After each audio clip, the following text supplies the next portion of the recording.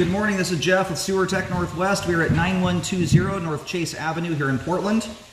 I describe everything as if you're standing in the street facing the front of the house. We are down in the basement up against the front foundation wall going into a 4-inch cast iron cleanout. We're going to check the overall condition and serviceability of the sanitary sewer line.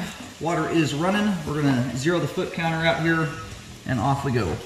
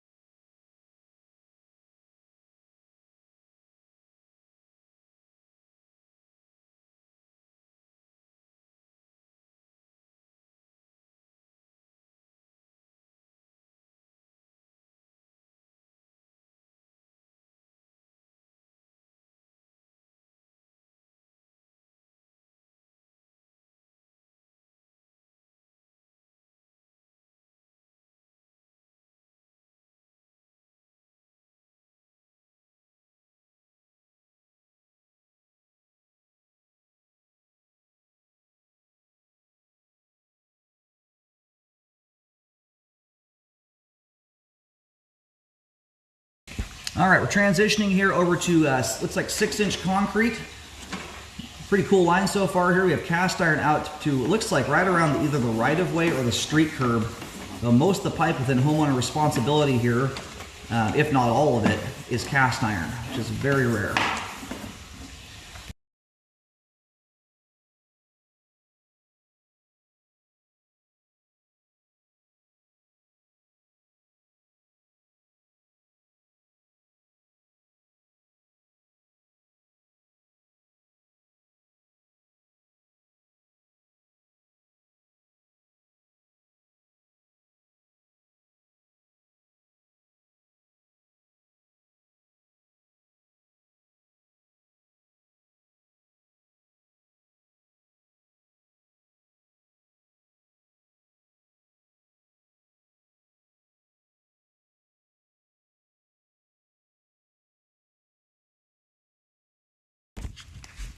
Sitting there talking to myself with the microphone turned off.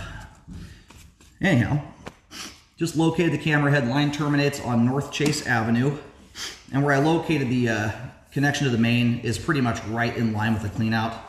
This line overall runs quite straight. And we've got a little bit of water still trickling through the sewer line. It's a very minor amount. It's not enough to affect my view of anything.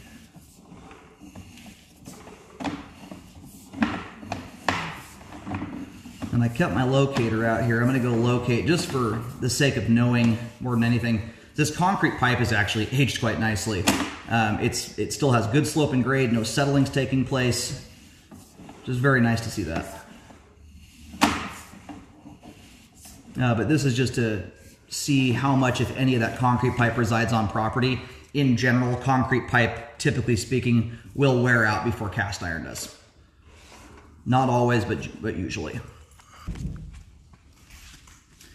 All right, just did a quick locate there. I pushed just past the transition to get a better locate. So, and I was sitting where I just located there. I was a solid 2 feet off the curb into the road. And accounting for what I just pulled back, I think the transition in this case might actually be just past the street curb. Feels like we were a little further out there than I just pulled back. Either way, that the transition joint is at least at the face of the curb, if not just beyond it. So that's a very cool setup. Cast iron just holds up better in general. It's got a rougher texture to it, as you can see there. As does concrete also, but anyway, this is one of those lines I would keep an eye on. You're getting a little bit of wear and tear in the flow line, but this is by no measure advanced. is just a little bit of a trough starting to form there. You can kind of see how there's a little bit of a channel in the flow line. Anyway, at the point this is at right now, this is very minor. You can barely even see it. But it's a line I would keep an eye on. I'd rescope every 2 years and monitor the sewer line. Watch for things changing.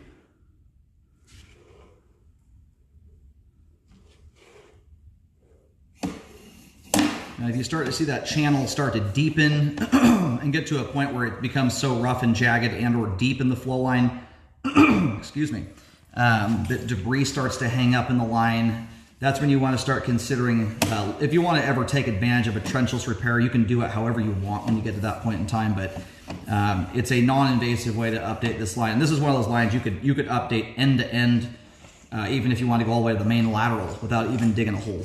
This is a really good setup for that. And the line runs until you hit the end of the line where the line makes a slight turn onto the main. It is a dead straight run all the way to the street.